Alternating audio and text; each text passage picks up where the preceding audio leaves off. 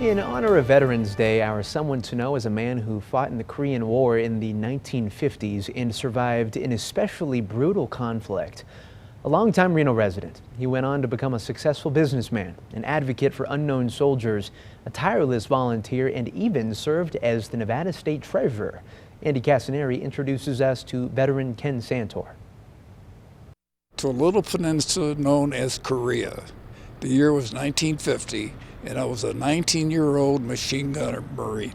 Young Santor, sitting in the middle of two other Marines in Seoul, South Korea, would soon find himself in the northeastern Chosin Reservoir, where more than 7,000 suffered from frostbite in the negative 36-degree winter. Our sea rations were frozen solid.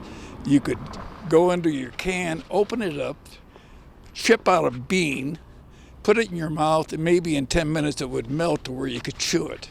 Santor says morale was low, and so were supplies, when U.S. cargo planes finally made an appearance. And down came these parachutes with pallets of Tootsie Rolls. No ammo, just Tootsie Rolls.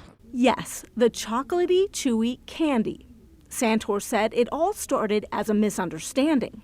60-millimeter mortars ran out of ammo, so their code name was Tootsie Rolls. That ended up saving lives.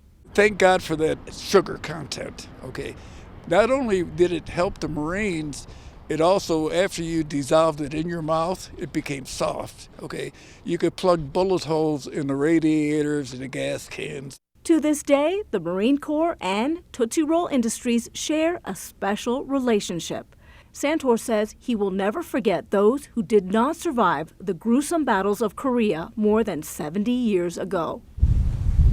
Every year at the National Cemetery of the Pacific in Hawaii, Santor, along with fellow Marines and their families, makes sure honor is paid to the unknown veterans of the Korean War. We send flowers every Memorial Day, and they put flags on all the graves, 825. Santor has been doing it for decades.